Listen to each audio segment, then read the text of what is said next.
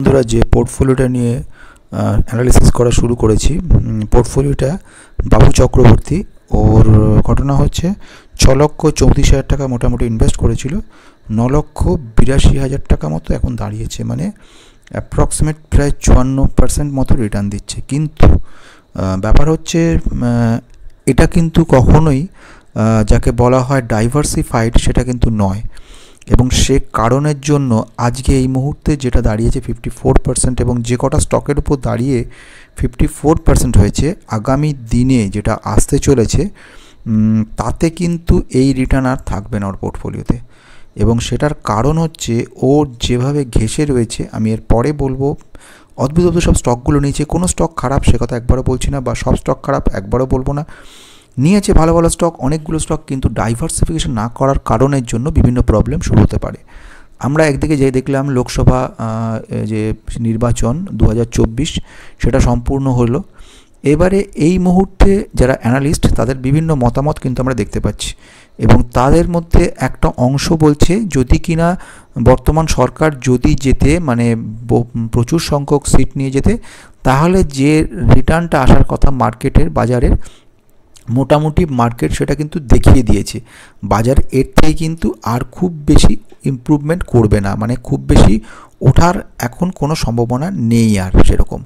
কিন্তু যদি সেক্ষেত্রে কোনোভাবে অ্যালায়েন্স তৈরি হয় অথবা সিট কম পায়, 200রও কম হয়ে যায়, সেক্ষেত্রে কিন্তু অসুবিধার সৃষ্টি হতে পারে। এবং সেক্ষেত্রে যেসব স্টকগুলোর কথা হয়েছিল, বেশ কিছু সেক্টরে কিন্তু বিশেষভাবে প্রভাব পড়তে চলেছে। যেরকম সেক্ষেত্রে আমরা জানলাম, যেরকম banking sector, Pharma, railway, construction, renewable, defence, এইগুলো কিন্তু প্রচুরভাবে ডাউন হবে। আর ওর বাবুর যে সমস্তগুলো করে রেখেছে, ম্যাক্সিমাম পাওয়ার সেক্টর এবং এই ধরনের রিনিউয়েবল সেক্টরের পুরো বড় বড় রিটার্নগুলো আটকে আছে। যদি এটা পতন ঘটে এবং মার্কেটের যা সিচুয়েশন দেখা যাচ্ছে, তাতে কিন্তু পতন হওয়ার সম্ভাবনাটা একটা বেশ বড় পরিমাণ বলে মনে হচ্ছে। অর্থাৎ যেই আসুক না কেন, মার্কেট কিন্তু অনেকটা এক্সপেকটেশন অনুযায়ী উঠে রয়েছে, খুব বেশি রিটার্ন পাওয়া যাবে না। যদি এক্ষেত্রে বর্তমান সরকার কন্টিনিউ করে, সেক্ষেত্রে ওর ঠিক আছে, রিটার্ন থেকে গেল। যদি সেক্ষেত্রে কোনো পরিবর্তন ঘটে, ওর রিটার্ন কিন্তু অনেকটা চেঞ্জ হয়ে যাবে। তো ঘটনা এই পরে আমরা যেটা যাব সেটা হচ্ছে স্টকগুলো নিয়ে আলোচনা করব। প্রচুর 39খানা স্টক রয়েছে, এবং স্টকগুলোর মধ্যে বেশ ভালো ভালো স্টক রয়েছে। প্রতিটা স্টককে নিয়ে জানবো, এখন এই মুহূর্তে এইসব স্টকে এন্ট্রি করা যায় কিনা জানবো, স্টকগুলো কিসের উপর কাজ করে সেগুলো জানবো। অনেক কিছু জানার শেখার রয়েছে। আর এরপরে ডাইভার্সিফাই করতে বাবুকে কী করতে হবে সেগুলো লাস্টে গিয়ে বলে দেবো। তো আসা যাক প্রথম একটা করে। প্রথম হচ্ছে শ্যাম মেটাল খুব বেশি ভালো স্টকটা নয়, ও 10টা কোয়ান্টিটি রেখে দিয়েছে, 28% রিটার্নে রয়েছে। তুমি যদি দেখো 2021 সালের আসা এই শ্যাম মেটাল মোটামুটি ম্যাক্সিমাম রিটার্ন মাত্র 56% দিয়ে রেখেছে, অর্থাৎ খুব বেশি রিটার্ন কিন্তু পাওয়া যায়নি। আমরা চলে আসবো নেক্সট সাউথ ব্যাংক। এটা পেনি টাইপের ব্যাপার। সাউথ ব্যাংক 25 টাকা করে এখন দাম রয়েছে স্টকটার। কোয়ান্টিটির 500 কোয়ান্টিটি কিনে রেখে দিয়েছে, মানে 12,500 টাকা মতো ইনভেস্ট করেছে। ও রিটার্ন মাত্র 7% মতো দিয়ে রেখেছে। ঠিক আছে, কোম্পানিটার সাউথ ব্যাংক 5 বছর রিটার্ন দিয়েছে 114%। এখন এই ধরনের ছোট ব্যাংকগুলো থেকে খুব বেশি এক্সপেক্ট করা যাচ্ছে না, কিন্তু যখন ব্যাংকিং সেক্টরে ইমপ্রুভমেন্ট হবে, অর্থাৎ এর পরবর্তীকালে যদি গভর্নমেন্ট কন্টিনিউ করতে পারে, তাহলে কিন্তু ব্যাংকিং সেক্টরে পিএসইউ যেরকম ইমপ্রুভমেন্টগুলো হচ্ছিল এবং প্রাইভেট ব্যাংকগুলোর যে ইমপ্রুভমেন্ট যেটুকু দেখছিলাম, সেটা কিন্তু অনেকটা এফেক্ট পড়বে, বিশেষ করে পাবলিক সেক্টরের ব্যাংকগুলোর উপরে। নেক্সট আমি চলে আসবো এসপিআইসি হচ্ছে সাউথার্ন পেট্রোকেমিক্যাল ইন্ডাস্ট্রিজ। এর সেলস গ্রোথ তুমি দেখো একেবারে জঘন্যতম অবস্থা, 31% সেলস গ্রোথ রয়েছে, মাইনাস, নেগেটিভ।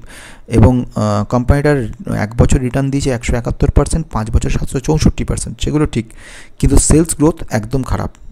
এসপিআইসি বা সাউথার্ন পেট্রোকেমিক্যাল ইন্ডাস্ট্রিজ, এই যে কাজকর্ম তুমি বুঝতেই পারছো তোমরা, যে ম্যানুফ্যাকচারিং এবং সেলিং ইউরিয়া, নাইট্রোজেনিয়াস কেমিক্যাল ফার্টিলাইজারের উপর কাজ করে কোম্পানিটা। এখন এই মুহূর্তে ওর 71 টাকা মাত্র কারেন্ট মার্কেট প্রাইস, এগুলো। আর তুমি যদি মার্কেট ক্যাপিটাল দেখো 1448, একেবারে কম। কিন্তু ফান্ডামেন্টাল যদি ভালো হতো, তাও আমি মনে করতাম এই যে কোম্পানিটা ভালো জায়গায় যেতে পারে। কিন্তু এই কোম্পানিটা যা দেখতে পাচ্ছি, তুমি একবার যদি দেখে নাও, এক্ষেত্রে এদের প্রফিট সেলস গ্রোথ মোটেও খুব একটা ভালো নেই, এবং নেট প্রফিট কিন্তু কমে গেছে 301 কোটি থেকে নেমে এসছে 113 কোটিতে। তারপরেও আমি যদি দেখে নিই যে কোম্পানির প্রফিট এতটা দিচ্ছে, প্রাইস এরমভাবে বাড়ছে, সেক্ষেত্রে তার সেলস বলে কিছু নেই, সব নেগেটিভ। এইগুলো কিন্তু একটু দেখবার জিনিস রয়েছে। আমার কাছে এই ধরনের কোম্পানিগুলো থেকে এক্সিট করে যেতে পারলেই ভালো বলে মনে হয়। তো বাবু, আমি তোমাকে যেগুলো বলে যাচ্ছি, এক্সিট করার সেটা তুমি মানতে পারো, আবার নাও মানতে পারো, সম্পূর্ণ তোমার ব্যক্তিগত ব্যাপার। এটার সঙ্গে আমার শুধু ব্যক্তিগত মতামতটা আমি তোমায় শুধু জানাচ্ছি, আলটিমেট ডিসিশন তুমি নেবে। যদি ঠিকঠাক লাগে বা মনে হয় আমি যেগুলো বলছি সেগুলো ঠিক, তাহলে তুমি কন্টিনিউ করে যেতে পারো, না হলে অল্টারনেটিভ তো অবশ্যই রয়েছে। আর যদি সেটা মানো, তাহলে পরবর্তীকাল যেগুলো বলছি সব কারেকশনগুলো করে আমাকে মেল করবে। আর মিনিমাম একটা যাকে বলা টোকেন ফিজ হিসেবে তুমি তুমি একটা মেম্বারশিপ নিয়ে রাখতে পারো, মেম্বারশিপটা রেখে দিতে পারো, এবং 29 টাকা করে পার মান্থ। আর ঘটনা হচ্ছে ওই টাচে থাকবে এগুলো নিয়ে। আমি চলে আসছি পরের স্টকটার দিকে। এরপরে নেক্সট যেটা এলাম সেটা হচ্ছে স্টার বলতে যেটা বলা হয় সেটা কিন্তু স্টার হেলথ নয়, এটা হচ্ছে স্ট্রাইডস ফার্মা সায়েন্সের কোম্পানি। তো এই কোম্পানিটা 5 বছর রিটার্ন দিচ্ছে 107%, আর 1 বছর রিটার্ন দিচ্ছে 138%। ফার্মাসিউটিক্যাল কোম্পানি, মোটামুটি এক ধরনের পজিটিভ ব্যাপার রয়েছে, এটা কন্টিনিউ করে যেতে পারো। তোমার রিটার্ন মাত্র 7% দিয়েছে। চলে আসা যাক টাটা মোটরস, ভালো কোম্পানি, কন্টিনিউ করে যাও অটো সেক্টরের। Tata Steel, metal department, metal sector, মোটামুটি 13,000 টাকা তুমি ইনভেস্ট করেছো, ঠিক আছে। নেক্সট আমি চলে আসবো পরেরটা, রিলায়েন্স, ঠিক আছে, কন্টিনিউ 24টা কোয়ান্টিটি নিয়ে রেখে দিয়েছো, লার্জ ক্যাপ কোম্পানি। চলে যাবে রেনুকা সুগার 5 বছর রিটার্ন দিয়েছে 301%, অথচ 1 বছর রিটার্ন দিয়েছে -3%। কেন এর অবস্থা? কারণ এটা ইথানল রিলেটেড যে খবরগুলো এসছিল, সেই খবরের রিজনের জন্য কিন্তু কোম্পানিটা ডাউন হয়ে গেছে এতটা, এবং তোমার 26% মতো তুমি কিন্তু নেগেটিভে রয়েছো। 26% হিউজ, অনেকটাই তুমি ডাউনে রয়ে গেছো। পরে চলে আসছি নেক্সট, এই স্টকটার নাম হচ্ছে রূপা 1 বছরে -5% দিয়েছে, এবং 2019 সাল থেকে যদি দেখো সেও জঘন্য অবস্থা। একটা কোম্পানি যখন তুমি নেবে, তো তখন সঙ্গে বাবু তোমাকে দেখে নেওয়া উচিত নয় যে কোম্পানিটার হালটা কী পরিস্থিতি রয়েছে, একটু দেখে নিলে তো হয়। কে তোমাকে অ্যাডভাইসগুলো করছে আমি জানি না, তো এইগুলো শুনে, এইগুলো বুঝে তুমি আলটিমেটলি কী বের করতে চাইছো সেটাও আমি ঠিক বুঝতে পারছি না। আলটিমেটলি আমি দেখছি 5 বছর রিটার্ন দিয়েছে -6%-এর মতো, 1 বছর রিটার্ন দিয়েছে -5% মতো। যে কোম্পানি এত খারাপ হাল, তো সেই কোম্পানিতে তুমি নিলে কীভাবে? তুমি তো আজকে থেকে এখনকার নেওয়া 5 বছরের চার্টটা বের করলেই তুমি ধরতে পারছো তো যে কোম্পানিটা কী পরিস্থিতি দাঁড়িয়ে আছে। আর ম্যাক্সিমাম চার্ট দেখো 2011 সাল থেকে যদি এই কোম্পানিটার অবস্থা দেখো, তুমি যখনই নাও তুমি তো দেখতে পাচ্ছ কোম্পানিটা কীরমভাবে পড়ছে, উঠছে, কীরম অবস্থা। তো এই ধরনের কোম্পানিতে তুমি বাই করতে গেলে কেন? যাই হোক, -53% ডাউন হয়ে রয়েছে। দেখো, এগুলো থেকে খুব বেশি আশা আর করো না। আমার মনে হয় আরও ডাউন হয়ে যদি 90% চলে যায়, সেক্ষেত্রে আরও আফসোসটা বেশি হবে। নেক্সট স্টক চলে আসছি সেল, ওকে। এইসব স্টকগুলো তোমাকে কোনো অসুবিধা করবে না। এই ধরনের স্টকে তুমি কিছুটা বাড়াতে পারো। 16,000 টাকা ইনভেস্ট করেছো, 47%, যেটা আমি বলছিলাম এই পিএসইউ স্টকগুলো থেকে কিন্তু ওর রিটার্নগুলো ভালো আসছে। যত এর পরেও দেখাবো সব রিটার্নগুলো, ম্যাক্সিমাম রিটার্ন কিন্তু ওর এই সবগুলো থেকেই পেয়েছে। SBI, State Bank of India, আর ঠিক আছে, 5,000 টাকা ইনভেস্ট করেছো, 64% রিটার্ন পাচ্ছ। মানে তখন 504 টাকা করে কোয়ান্টিটি ছিল, এখন 832 হয়ে গেছে, অসুবিধা নেই। এবার আমি চলে আসবো নেক্সট, তারপরে আছে কি নোসিল কোম্পানিটা কিন্তু largest rubber chemical manufacturing in India. কোম্পানিটা রাবার ইন্ডাস্ট্রিজ ওপর কাজ করছে। 1 বছর রিটার্ন দিয়েছে মাত্র 12%, আর 5 বছর তুমি যদি হোল্ড করতে তোমাকে রিটার্ন দিয়েছে অ্যাপ্রক্সিমেট 95%, মানে ডবলও করতে পারেনি। খুব একটা রিটার্ন তুমি এখান থেকে এক্সপেক্ট করতে পারো না। অথচ 27,000 টাকা তুমি এখানে ইনভেস্ট করে রেখেছো, ভেবেছিলে বিরাট কিছু হবে। ঘটনা হচ্ছে ডাইভার্সিফিকেশন ঠিক এই সব কারণের জন্য মানুষ বানায়, আর কিন্তু কোনো কারণ নেই। চলে আসা যাক পরের স্টকটার ক্ষেত্রে। পরের স্টকটা হচ্ছে NISP। এটার যদি পুরো নামটা দেখো, NMDC স্টিল বলা হয় এটাকে। এর রিটার্ন কিন্তু কিচ্ছু নেই, মানে তুমি যদি 1 বছর রাখতে 35% এবং 5 বছর রাখলে মাত্র 88% রিটার্ন পেতে। এগুলো মুভিং কিন্তু খুব স্লো মুভিং। আমি চলে আসছি পরেরটা, PNB নিয়ে রেখেছো 109%। আমি এর আগেও বারবার করে বলছিলাম তোমাদেরকে যে এর যে রিটার্নের পার্সেন্টেজ এগুলো সব কিন্তু দাঁড়িয়ে আছে ম্যাক্সিমামটা কিন্তু এই সব পিএসসিগুলোর ওপর, অর্থাৎ টোটালটা কিন্তু হাওয়ার ওপর দাঁড়িয়ে রয়েছে, যে হাওয়াটা সরকারের হাওয়া। অথচ কি অদ্ভুত ধরনের, আমি পরেও বলবো যে সেক্টরগুলো ডাইভার্সিটি কিছু নেই, অর্থাৎ প্রবলেমগুলো কি মারাত্মক হতে পারে। আজকে 33,000 প্রফিট করেছে এই পিএনবি থেকে। তার মানে আমি যদি চলে আসি প্রথম দিকে, আমার এখান থেকে যে টাকাটা 54% প্রফিট রিটার্ন 3,47,000 টাকা, তার মধ্যে কিন্তু প্রায় 47,000 টাকায় রয়ে গেছে কিন্তু শুধু পিএনবি। বোঝা গেছে? এই ধরনের জিনিসগুলো থেকে কিন্তু অনেকটাই কিন্তু এফেক্ট পড়ে যায়। তো আমি চলে আসছি পরেরটার দিকে। পিএনবি হাউজিং খুব একটা ভালো নয়, হোল্ড করে রেখেছো, এবং কি অদ্ভুত ধরনের হোল্ডিং ক্যাপাবিলিটি দেখো, 20,000 30,000 সবগুলোতে ইনভেস্ট করেছে। আর এখানে ওকে কে কি বলেছে বুঝলাম না, 1,47,000 টাকা ইনভেস্ট করে বসেছে পিএনবি হাউজিংয়ে। মানে এতখানি ও বেট দিয়ে আছে কোম্পানিটার উপরে যে কোনো ব্যাপার না। যেখানে আমার ইনভেস্টেড এমন 6 লক্ষ, মানে 6 ভাগের 1 ভাগ তুমি ইনভেস্ট করেছো একটাতে, 6 ভাগের কেন 5 ভাগের 1 ভাগ হবে। দেখি তো স্টকটা কীরকম। একটা স্টকের উপরে বাবু এটার উপর বেট রেখেছো, পিএনবি হাউজিং ফিনান্সের মধ্যে চলে এলাম।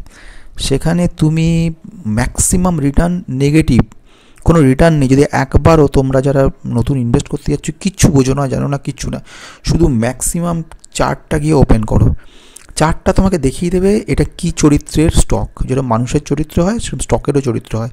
বুঝতে পারছো কোম্পানিটার অবস্থা কি? এবারে আমি যদি 5 বছর রিটার্ন দেখি মাত্র 7%। কীরকম অদ্ভুত ধরনের স্টকটা একটু লক্ষ্য করে দেখলে বুঝতে পারবে কি ভয়ানক ধরনের স্টকটা। কখনো বের 300%, কখনো ডাউন হয়ে যাচ্ছে 80-90%।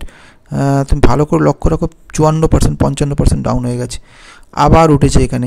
মানে এটা একটা পিকুলিয়ার, এর ওপরে তুমি দাও রেখে দিয়েছো যে এটা থেকে বিরাট কিছু হবে। আমি জানি না কে কী বলেছে তোমাকে, কীভাবে কোন বুদ্ধিতে তুমি এই ধরনের সমস্ত ভুলভাল কাজ করেছো, এবং 2-4 টাকা রাখোনি। মানে দেখলে অবাক হয়ে যাবে একটা মানুষ কিভাবে টাকাগুলোকে এরমভাবে নয়ছয় করতে পারে, এবং কতখানি কনফিডেন্ট হলে তার টোটাল পোর্টফোলিও, যেখানে 20,000 25,000 করে দিচ্ছে, 39খানা স্টক আছে, 20,000 15,000 করে ইনভেস্ট করে গেছে, হঠাৎ করে একটার মধ্যে 1,47,000 টাকা ইনভেস্ট করে দিল। অথচ ভালো যেগুলো স্টকগুলো ছিল, যেসব স্টকগুলো থেকে যেরকম টাটা মোটরসে রাখতে পারতো, স্টেট ব্যাঙ্কে রাখতে পারতো, যেগুলো রিলায়েন্সে রাখতে পারতো, তাহলে অন্তত এই ভয়ানক পরিস্থিতির সৃষ্টি হতো না। যাই হোক, এখন ঘটনা হচ্ছে যে আমরা দেখতে যাব পরেরটার দিকে। আমাদের নেক্সট আমি চলে আসছি, আমরা ছিলাম পিএনবি হাউজিংয়ে। চলো দেখা যাক, 2% তুমি লসে রয়েছো। ঠিক আছে, লসটা তোমার এখনও অনুভব হয়নি, লসটার ব্যাপারটা। যাই হোক, রেন ইন্ডাস্ট্রিজ, রেনটা যে কোম্পানিটার কথা বলবো, কোম্পানিটা রিয়েল এস্টেটের কাজকর্ম করে, সেলার এবং যাকে বলা হয় ডিস্ট্রিবিউটার। তুমি যদি দেখো এই মুহূর্তে কারেন্ট মার্কেট প্রাইস 15 টাকা থেকে,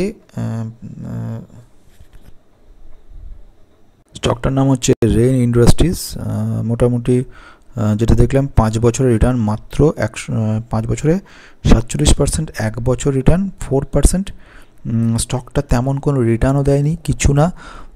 কোম্পানিটা খুব একটা তেমন ভালোও নয়, এবং কোম্পানির সব থেকে বড় আমরা দেখে নিই প্রফিট গ্রোথের পরিমাণ খুব কম, সেলস গ্রোথ খুব কম। সেলস গ্রোথের অবস্থা কি দেখছি, প্রফিট গ্রোথ কী অবস্থায়, স্টক প্রাইস এখন মুভমেন্ট খুবই যাতা। আলটিমেটলি কোম্পানিটাকে আমার মনে হয় এই মুহূর্তে এক্সিট করে যাওয়াটা সবথেকে বেটার হবে বলে মনে হয়। নেক্সট আমি স্টকে চলে আসছে হচ্ছে রেমন্ড। 2,538 টাকা ইনভেস্ট করে রেখেছো। রেমন্ডস হচ্ছে টেক্সটাইল এবং অ্যাপারেলের উপর কাজকর্ম করে, 1 বছর রিটার্ন 39 দিয়েছে। 5 বছর কেউ ইনভেস্ট করে রাখলে 171% রিটার্ন দিত, এমন কিছু ভালো নয়। কিন্তু তোমার ক্ষেত্রে তুমি এটা ইনভেস্ট করেছো অনেক দিন থেকে, 5 বছর রিটার্ন দিয়েছে রেমন্ডস থেকে তোমার 171%। ম্যাক্সিমাম রিটার্ন যদি দেখো 2,258%। এই স্টকটা থেকে ও কিন্তু কিছুটা প্রফিট করেছে, মোটামুটি 500-র কাছাকাছি যখন ছিল তখন ও কিনেছিল এই সময় দিয়ে, ফলে প্রফিটটা ভালো হয়েছে ওর। 334% মতো মোটামুটি প্রফিট করেছে এটা থেকে। নেক্সট আমি চলে আসছি RCF, এটাকে বলা হয় রাষ্ট্রীয় কেমিক্যাল কোম্পানি এবং কেমিক্যাল সেক্টরের। তো কোম্পানিটা থেকে রিটার্ন 18%, 13,000 টাকা ইনভেস্ট করেছে, 2,419 টাকা প্রফিটে আছে। কোম্পানিটা ভালো কোম্পানি। নেক্সট চলে আসবো পরেরটার দিকে, পরে হচ্ছে লেমন ট্রি, ওর অনেকগুলো একই ধরনের স্টক নিয়ে রেখেছে। যাই হোক, হসপিটাল সেক্টরের 1 বছর রিটার্ন 48%, কিন্তু বেশি দিন হোল্ড করলে মাত্র 101% রিটার্ন দিত ওকে। আচ্ছা, অটো অ্যান্সিলিয়ারির উপর কোম্পানিটা মাদারসন সুমি, এখানে ও 9,700 টাকা ইনভেস্ট করেছে, 55% মতো রয়েছে।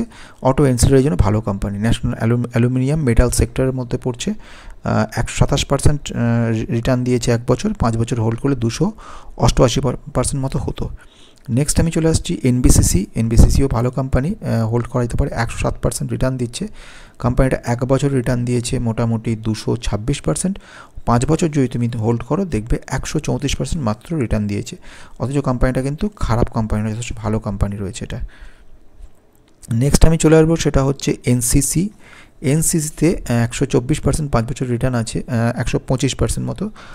আর যদি এই কোম্পানিতে ইনভেস্ট করে রেখেছো তুমি, এখন তোমার প্রফিট দিচ্ছে 46%, প্রফিটে আছো, 39,000 টাকা ইনভেস্ট করে রেখেছো।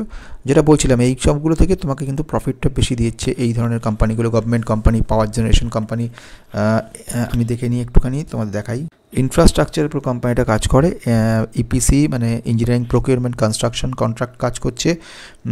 এছাড়া বিওটি ধরনের প্রজেক্ট, যেগুলো আমি আগে তোমাদের বলেছিলাম, বিল্ড, অপারেট এবং ট্রান্সফার ধরনের প্রজেক্ট, এইগুলো কাজ করে। পাবলিক টু প্রাইভেট ধরনের কোম্পানি যদি দেখে নাও, 18,000 হচ্ছে মিড ক্যাপ লেভেলের কোম্পানি, 287 কারেন্ট মার্কেট প্রাইস। এবং যদি ইন্ডাস্ট্রি স্পিচ দেখো 36.8, আর যদি স্টক পিচ 24.6, কিছুটা আন্ডার ভ্যালুড রয়েছে।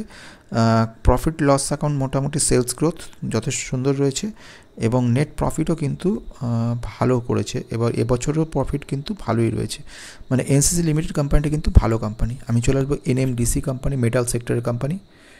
এই কোম্পানির এনএমডিসি 138% রিটার্ন দিয়েছে তোমাকে 1 বছরে, অথচ 5 বছর রিটার্ন কিন্তু মাত্র 148%, খুব বেশি রিটার্ন তোমাকে দেয়নি কোম্পানিটা।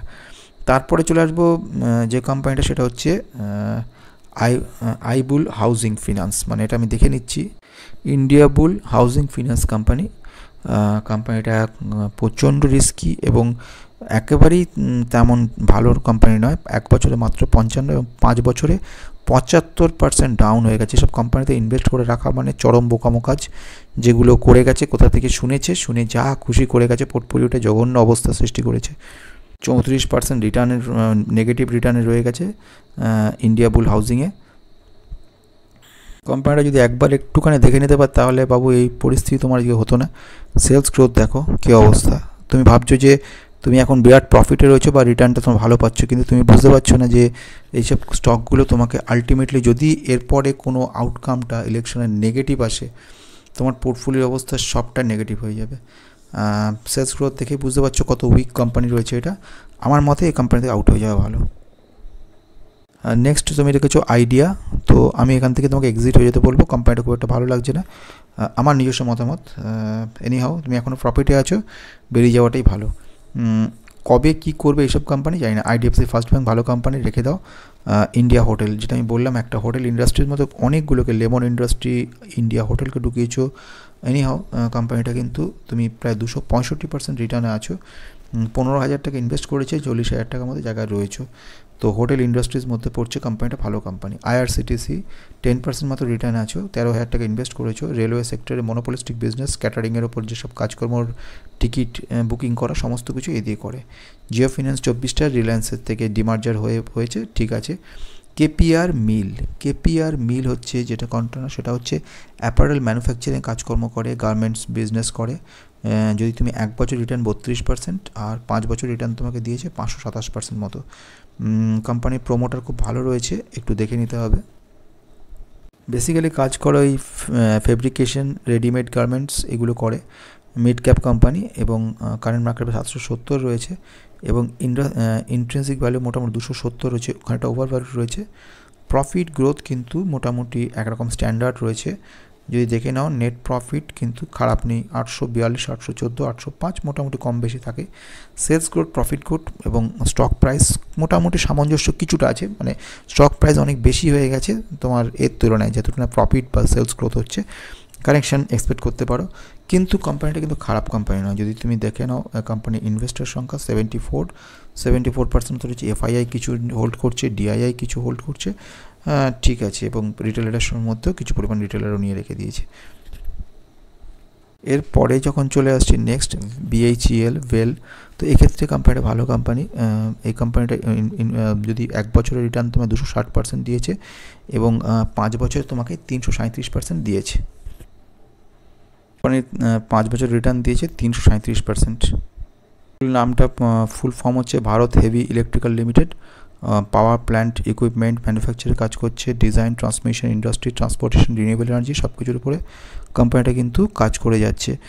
যদি কোম্পানিটার একটা জিনিস দেখবার ব্যাপার সেটা হচ্ছে যে এদের যে কোম্পানির রিটার্ন তো বুঝলাম ভালো হচ্ছে, কিন্তু সেলস গ্রোথ পুরো নেগেটিভ। একটা জিনিস দেখবার জিনিস হচ্ছে প্রফিট গ্রোথ বলো, সেলস গ্রোথ দেখো নেগেটিভ, প্রফিট গ্রোথ 10 বছরের নেগেটিভ রয়েছে। কিন্তু তুমি যদি দেখো স্টক প্রাইস কিন্তু ভালো পরিমাণে রিটার্ন জাম্প করেছে, অর্থাৎ মানে শুধু কথার উপর বেস করে কিন্তু সব কোম্পানিগুলো চলছে। আলটিমেটলি প্রফিট পার্সেন্টেজ কিন্তু সেই অনুপাতে কিছুই নেই। তো সেইগুলো কিন্তু খুব গুরুত্বপূর্ণ জিনিস একটা স্টকে। যদি ঠিকঠাক মতো ব্যাপারগুলো সব ঠিক না থাকে, আমি যদি দেখি সেলস গ্রোথ যতটা রয়েছে, সেলস থেকে এক্সপেন্স পরিমাণ যদি একেবারে অনেকটা বেশি হয়ে যাচ্ছে, অপারেটিং প্রফিট কমে যাচ্ছে, আর নেট প্রফিট দেখো অনেকটা ডাউন হয়ে গেছে 2000 আগের কোয়ার্টার আর এই কোয়ার্টারের মধ্যে প্রায় অর্ধেক হয়ে গেছে।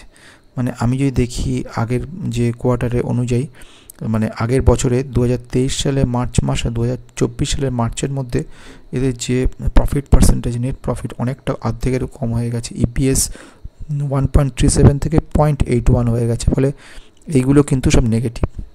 পরে যে স্টকটা বলছি সেটা হচ্ছে ড্রিম ফোক্স, রিসেন্ট এসছে স্টকটা কিন্তু একটু যদি দেখে নিই, স্টকটা দেখবে, স্টকটার নাম হচ্ছে ড্রিমস ফোক্স সার্ভিসেস। 6 মাসের রিটার্ন দিয়েছে নেগেটিভ মানে 15%, 1 বছর রিটার্ন দিয়েছে 18% নেগেটিভ, এবং ম্যাক্সিমাম বেশি দিন আসেনি স্টকটা 2022 সেপ্টেম্বর, মাত্র 9%। মানে আলটিমেটলি কোনো লাভই নেই সেরকম। অথচ কোম্পানিটা কিন্তু বেশ ভালো পরিমাণ নতুন রকম বিজনেস। এদের কাজকর্ম হচ্ছে লার্জেস্ট এয়ারপোর্ট সার্ভিস ব্যাপার, ফুড বেভারেজ, হোটেল, স্পা, এই সমস্ত কিছু কিন্তু সার্ভিস দেয়। মানে যেরকম ধরনের অনুযায়ী, যেরকম রিকোয়ারমেন্ট অনুযায়ী কেউ বেড়াতে যাচ্ছে তার হোটেলের ব্যবস্থা করে দেওয়া, তার সমস্ত ব্যবস্থা নেওয়া, ফুড বেভারেজ ব্যবস্থা করা, সব কিছু। তো এই ধরনের কাজকর্মগুলো কোম্পানিটা করছে। অথচ কোম্পানিটার কিন্তু কোনো তেমন রিটার্ন ভালো নেই। আমাদের দেখতে পাচ্ছি সেলস গ্রোথ তেমন মোটামুটি হলেও এক্সপেন্সটা এত বেশি রয়েছে, ফলে অপারেটিং প্রফিটও কমে গেছে। এবং নেট প্রফিট যদি দেখো গত বছর থেকে এবছর নেট প্রফিট কিন্তু অনেকটা কম হয়ে গেছে। এইগুলো কিন্তু নেগেটিভ ব্যাপার বলে মনে হচ্ছে। প্রোমোটার 66% হোল্ড করছে, FII 5%, DII 8% রয়েছে, রিটেলের 20% রয়েছে। কোম্পানিটাকে ধৈর্য ধরে অপেক্ষা করতে হবে। এক্স্যাক্টলি এখনও পর্যন্ত কোনো পজিটিভ ব্যাপার আমি বুঝতে পারছি না।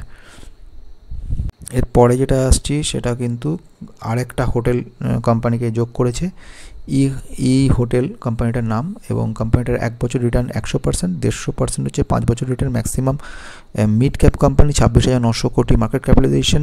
যদি দেখো এই সিচুয়েশনে যদি return on capital 23, return on equity 17.6, ঋণের পরিমাণ 0.05, কোম্পানিটাকে ধরে হোল্ড করতে পারো, সময় লাগবে। চলে আসবো পরেরটার দিকে, that is Glenmark Pharma company, খুব নাম করা কোম্পানি। 10,000 টাকা ইনভেস্ট করেছো, তোমার 71% প্রফিটে আছো, অথচ কোম্পানির ফান্ডামেন্টাল কিন্তু খুব একটা ভালো নেই। যদি তুমি 5 বছর রিটার্ন দেখো মাত্র 121%, 5 বছর রিটার্ন তোমাকে দিচ্ছে 121%, এবং 1 বছর রিটার্ন তুমি দেখো 90% মতো রিটার্ন দিয়েছে।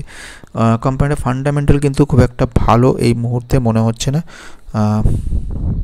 ফার্মাসিউটিক্যালের উপর business, research led pharmaceutical company বলা যেতে পারে এটা। এই মুহূর্তে কোম্পানির যে মার্কেট ক্যাপিটালাইজেশন 32,000, মানে মিড ক্যাপ লেভেলের কোম্পানি। যদি দেখো প্রফিট লস অ্যাকাউন্টে একটু যাও, দেখবে এদের প্রফিট, অপারেটিং প্রফিট কিন্তু অনেকটা কমে গেছে। যেটা তার আগে 23,000 ছিল, 22,000 চলে এসছে, এবং এবারে 1,195 কোটি। মানে আস্তে আস্তে প্রতি বছরে কিন্তু অপারেটিং প্রফিট কমে যাচ্ছে, এবং ট্যাক্স চার্জ করা হয়েছে মারাত্মকভাবে, এবং 430% ট্যাক্স চার্জ হয়ে গিয়ে আলটিমেটলি কিন্তু নেট প্রফিটটা দেখো নেগেটিভ হয়ে গেছে 1,434 কোটি। আমি যদি ধরে নিই ট্যাক্সটাকে চার্জ করার আগে যদি দেখি, সেখানেও কিন্তু খুব একটা ভালো না। ট্যাক্স যদি বাদও দেই সেক্ষেত্রেও কিন্তু 868 কোটি যেটা ছিল সেটা কমে 434 কোটি হয়ে গেল। তো এটা কিন্তু নেগেটিভিটির লক্ষণ, এবং এটা কিন্তু খুব একটা পজিটিভ ব্যাপার আমাদের দেখাচ্ছে না। 46% কিন্তু প্রোমোটার হোল্ড করছে। এই মুহূর্তে কোম্পানিটা খুব একটা ভালো নেই, উইক কোম্পানি বলে মনে হচ্ছে। রিটার্ন অন ক্যাপিটাল এমপ্লয়েড যদি দেখো, খুব একটা এত বছরের পুরনো কোম্পানি, তাদের তো রিটার্ন অন ক্যাপিটাল ভালো থাকার কথা, মাত্র 12%। আর রিটার্ন অন ইকুইটি, খুব গুরুত্বপূর্ণ জিনিস, সেটা হচ্ছে মিস ম্যানেজমেন্টের প্রভাব বোঝা যায় এই নেগেটিভ দেখে। নেগেটিভ আরওই মানেই কিন্তু জানবে কোনো না কোনো ঝামেলা রয়েছে, ভবিষ্যতে গিয়ে এটা তোমাকে অসুবিধায় ফেলতে পারে। নেক্সট চলে আসবো পরে। নেক্সট আমি চলে আসছি, সেটা হচ্ছে HAL, হিন্দুস্তান অ্যারোনটিক লিমিটেড। দুটো কোয়ান্টিটি রেখেছো, হিন্দুস্তান কপার, তারপরে রেখেছো ফ্যান্টাস্টিক মেটাল কোম্পানি। ঠিক আছে, চলে যাবে কাজ, 86% হচ্ছে। এরপরে নেক্সট আমি চলে আসবো স্টকটার নাম হচ্ছে ইন্ডিয়া বুল রিয়েল এস্টেট লিমিটেড। আরেকটা জঘন্য কোম্পানি। তুমি ইনভেস্ট করে রেখেছো, নিজের ইচ্ছা হলো তাই ইনভেস্ট করেছো কি জানি না, যাই হোক 5 বছর রিটার্ন তোমাকে দিয়েছে মাত্র 4%।